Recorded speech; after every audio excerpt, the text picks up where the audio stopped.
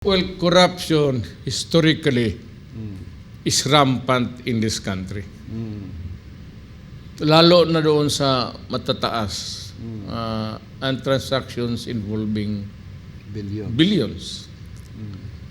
But at that time, I was addressing myself to yung issues at that time na mga questionable transactions and nakikita ko yung mga tao, yung mga nandyan sila palagi, they are a permanent fixture dyan sa basing anong klaseng administrasyon. Nandyan sila palagi, so they make millions. Apparently, greed has no limits. So, kung baski anong administrasyon, pag magkapera lang sila, and the wallow in wealth, anak nila, Amerika, nag-aaral, abroad, may mga bahay sa abroad, makikita mo naman sa lifestyle. Even sa kotse, mga modelo yung mga Mercedes-Benz. Ang taong bayan, at ako, kung makikita, ang gandang kotse na yun, kanino yun? Parang gano'n. But they yung mga professional, they tend to flaunt it actually.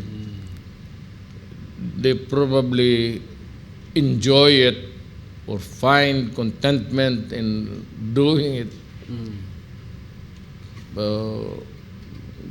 Ganon talaga ang, well, not only in the Philippines but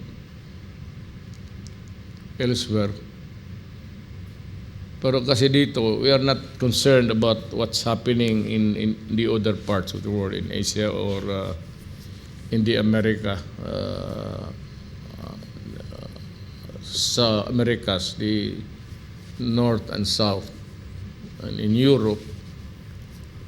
So we limit ourselves now because of this is a very dynamic and troubled world. It would be good just to stay focused on what ails our country.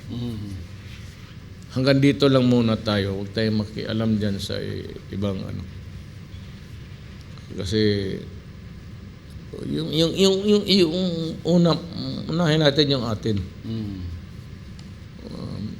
We cannot correct the mistakes of others anyway.